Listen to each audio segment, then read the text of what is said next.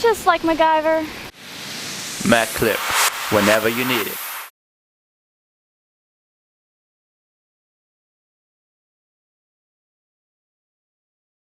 Today we are in Mount Vernon at Skydive, Missouri, and in a few minutes I'm going to jump out of an airplane. Before jumping from a plane, one must sign a waiver and undergo an hour and a half of instruction. Yes, that's a Barbie doll. As fellow German student Johannes Limberger and I trained, I couldn't help but wonder what jumping would be like. As the training continued, I was excited. I couldn't wait to do such a crazy thing. When the time arrived to jump, I discovered the plane was only big enough to accommodate the jump instructor, a skydiver, and a cameraman. Johannes went first. As I waited for my turn, it was discovered I was the only one qualified to drive a standard transmission, so I was asked to pick up the skydivers when they landed. At least I made a friend. After a few minutes, it was my turn. Let's go have some fun! As I entered the plane, I noticed it looked like a sardine can with wings. I wondered if I made a mistake. No doubt, this plane was safe since countless people have jumped before me, to include my friend. As we climbed to 40,000 feet, the instructor tried to calm my fears with a little joke. I know everything's pretty exciting. Yeah. You want to make it more exciting? You can't take it easy. You want to take it easy? Yeah. It didn't help. He wants to take it easy. Easy. So, let's not do the snap roll this time. No. Can we do the roll? Yeah. Easy roll. Then the door was opened.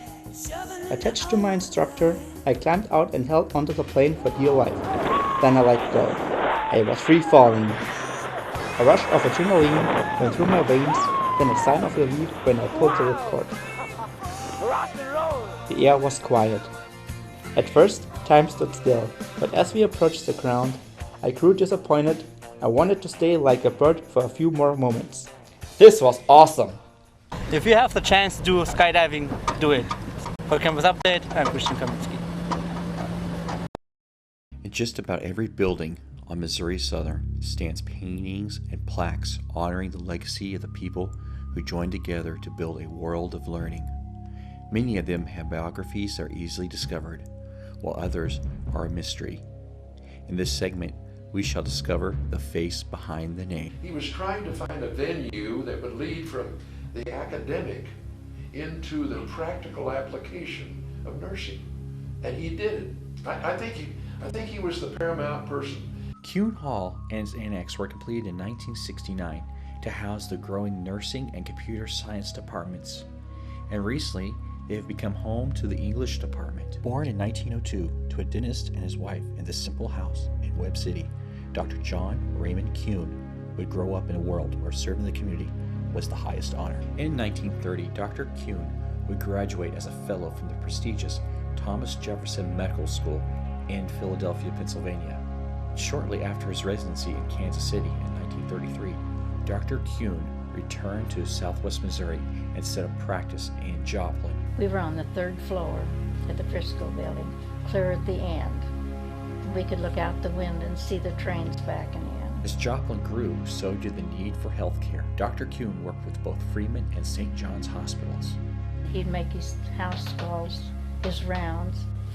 Some people he called on every day, and I was amazed that he never charged hardly anything to some of the patients. He said they couldn't pay, and that was what he was cut out to do, he said. By the mid-1960s, Dr. Kuhn became a staunch supporter of the 2-year nursing program at the newly built Missouri Southern College. I found Dr. Kuhn to be reserved. He was not charismatic. He was not one of those leaders that was out in front propagating various programs. He was more the type that would sit back, analyze, and then make a decision.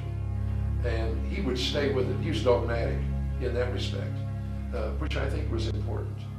And the manifestation of the building in 69, I think, was preemptive to what later became a great program. Much about Dr. Kuhn remains a mystery. Laid beside his parents and his wife that he married 2 years before his death, this and 2 paintings that hang in Kuhn Hall are what's left of a man who did so much for Missouri Southern. It's strange how your life crosses patterns with other people that you don't really know, but you appreciate what they're doing. You just have that sense of they have an interest outside their own interests. And Dr. Kuhn was that way. He was sharp, really sharp. Nobody like him since. And now you know the face behind the name.